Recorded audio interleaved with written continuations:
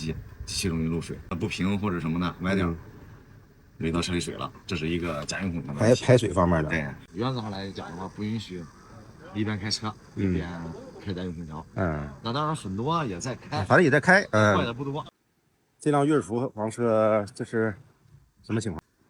加了一点电，你现在它这个电是多少度电？现在车上有多少度电？现在800的话，那是10度电左右是吧？800就是10度电呗，10度电左右。觉得不够再加点。来看一看那个像一些，这个车应该也是买了个二手车吧？这是也是二手的是吧？很多的各种各样的稀奇古怪的问题，稀奇古怪问题，到这儿来看一下呗，给它收一下篓哈，检测一下。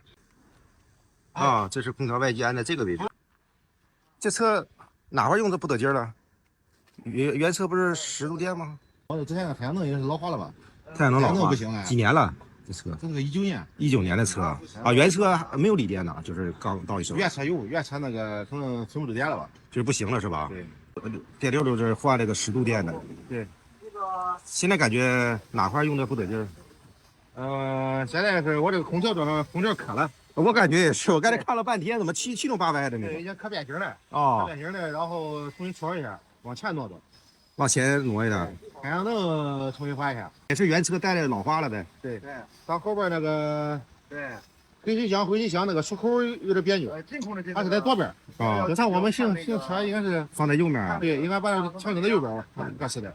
哦，你这样停车的时候，你靠左边停是长逆行了，对吧？啊，我们靠这边停是应该是你放在这面好吧，排水是吧？对，它在右边合适的，放下。然后再就是它那个水位不准了。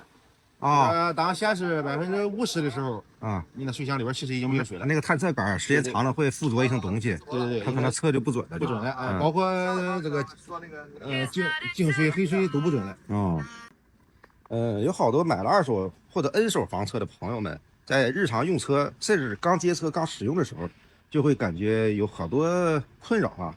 有些都是你买车之前发现不了的，就用车的时候，而且用了3天5天看不出来，3、5个月才能看出来的时候，这些问题都会集中凸显出来。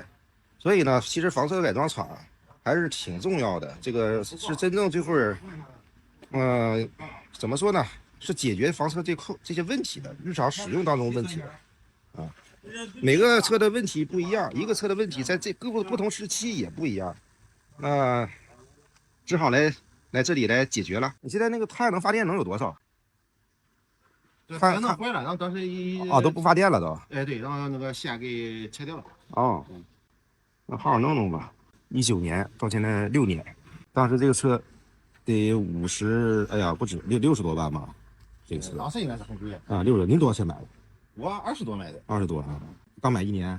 没有，刚买一个月，我就出去玩的之前买的。刚买1个月啊？1个多月吧，然后我就出去玩1个月，这1个月就发现各种对，我出去玩以后，它有些问题发现的吧。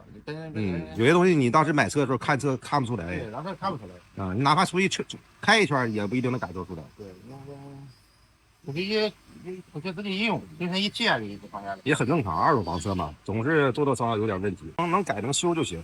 你看那个胡总自己那辆车，都不到几手了，N手，电池弄的啊，电器弄的多好，全拆了，全重弄。刚修车的时候，我加固了一次，我还掉下来，因为我感觉它有点开开了。安装这个空调什么的，一定要切记离去角，离去角是非常重要的。这个高度在中间可能没事，但是在后边一定会有事儿。这个离去角不是爬坡的时候，一个小坑，就能对，它地面稍微有点什么。离去角是很重要的。往上再高5、6公分就好多了，是吧？还能再往上提吗？这个位置？如果不能往上提的话，就得装了用原来那个方案。到顶了，不能往上提了是吧？那就只能装到里边了，装到里边往外排吧。装这里头。对，那安个排风扇呗。对，家用空调有家用空调的好处，它的好处是省电，制冷效果好。但是缺点也是体积太大，不太容易安装，容易找位置。是。那轻卡之类的好找，但是像咱们这种轻客，不是特别好找。再一个就是内机机器容易漏水，不平或者什么的歪点，垒到车里水了，这是一个家用空调。排水方面的。对。你像这个原车当初设计的时候，它要留好了安装位置，那就好办了。漏水了吗？车里边？车里边不漏，但是这个底下这个水箱那个位置我可是哪个地方漏啊？啊，那个没事，它也阀漏的非常轻微的排污阀什么的。嗯，排污阀直接改掉吧，改成我这种好用的很。哪一种应该？我现在这个排污阀、排水阀，那手动啊？电动啊。小爱同学，打开排水阀。哪呢？在这边吗？这种怎么样？啊，在后面啊。已经排了，排的不多。啊，没有多少水啊，在这儿空的，水箱空的。啊。它排完自己就关了呗？不。完你给它让人工关一下呗？对。再喊一嗓子也行。再喊一嗓子啊。手动控制也可以。一路上吧，没有说是因为排污水啊造成什么困扰，因为有一些地方吧，我就那个就铺上路面，直接排到上面行了，毕竟那水也不脏，是洗漱用水啊，并不是肥水。对，这一路上水好不好找？电肯定没问题了，水怎么样？水相对于电来讲的话，要难找一些啊。很多的服务区对加水不是特别的友好，它的水龙头啊，都不是那种都不能快接。对，加水来费劲点。因为你这个水箱，你这用水人多呀，4个人洗澡，一下子100多升水就没了。在重庆的时候，300升水能用2天，就2天啊？